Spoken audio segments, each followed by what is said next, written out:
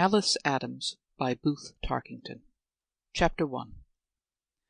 The patient, an old-fashioned man, thought the nurse made a mistake in keeping both of the windows open, and her sprightly disregard of his protests added something to his hatred of her. Every evening he told her that anybody with ordinary gumption ought to realize that night air was bad for the human frame. "The human frame won't stand everything, Miss Perry," he warned her resentfully. "Even a child, if it had just ordinary gumption, ought to know enough not to let the night air blow on sick people, yes, nor well people either. Keep out of the night air no matter how well you feel. That's what my mother used to tell me when I was a boy. Keep out of the night air, Virgil, she'd say. Keep out of the night air." "I expect probably her mother told her the same thing," the nurse suggested. "Of course she did. My grandmother—" "Oh, I guess your grandmother thought so, Mr. Adams. That was when all this flat central country was swampish and hadn't been drained off yet. I guess the truth must have been the swamp mosquitoes bit people and gave 'em malaria, especially before they began to put screens in their windows. Well, we got screens in these windows, and no mosquitoes are going to bite us, so just you be a good boy and rest your mind and go to sleep like you need to." "Sleep?" he said. "Likely." He thought the night air worst of all in April. He hadn't a doubt it would kill him, he declared. "It's miraculous what the human frame will survive," he admitted, on the last evening of that month. "But you and the doctor ought to both be taught it won't stand too dang much. You poison a man and poison him and poison him with this April night air." "Can't poison you with much more of it," Miss Perry interrupted him indulgently.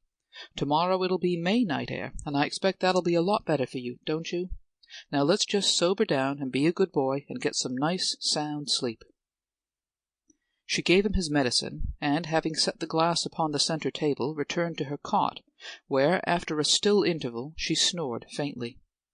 Upon this, his expression became that of a man goaded out of overpowering weariness into irony. "Sleep? Oh, certainly, thank you." However, he did sleep intermittently, drowsed between times, and even dreamed.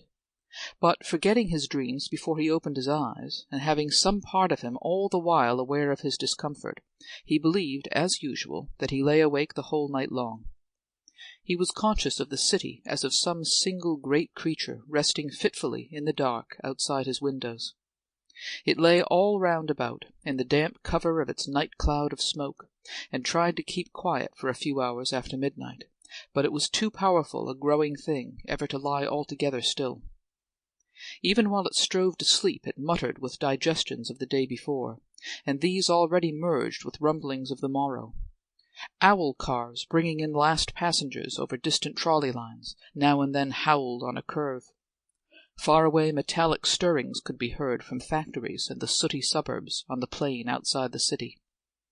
East, west, and south, switch engines chugged and snorted on sidings, and everywhere in the air there seemed to be a faint, voluminous hum as of innumerable wires trembling overhead to vibration of machinery underground. In his youth Adams might have been less resentful of sounds such as these when they interfered with his night's sleep. Even during an illness he might have taken some pride in them as proof of his citizenship in a live town. But at 55 he merely hated them because they kept him awake. They pressed on his nerves, as he put it, and so did almost everything else, for that matter. He heard the milk wagon drive into the cross street beneath his windows and stop at each house. The milkman carried his jars round to the back porch, while the horse moved slowly ahead to the gate of the next customer and waited there. "He's gone into Pollock's," Adams thought, following his progress. "I hope it'll sour on him before breakfast. Delivered the Andersons. Now he's getting out ours. Listen to the darn brute. What's he care who wants to sleep?" His complaint was of the horse, who casually shifted weight with a clink of steel shoes on the worn brick pavement of the street, and then heartily shook himself in his harness, perhaps to dislodge a fly far ahead of its season. Light had just filmed the windows, and, with that, the first sparrow woke, chirped instantly, and roused neighbors in the trees of the small yard, including a loud-voiced robin. Vociferations began irregularly, but soon were unanimous. "Sleep! Dang likely now, ain't it?" Night sounds were becoming day sounds. The far-away hooting of freight engines seemed brisker than an hour ago in the dark. Sample complete. Ready to continue?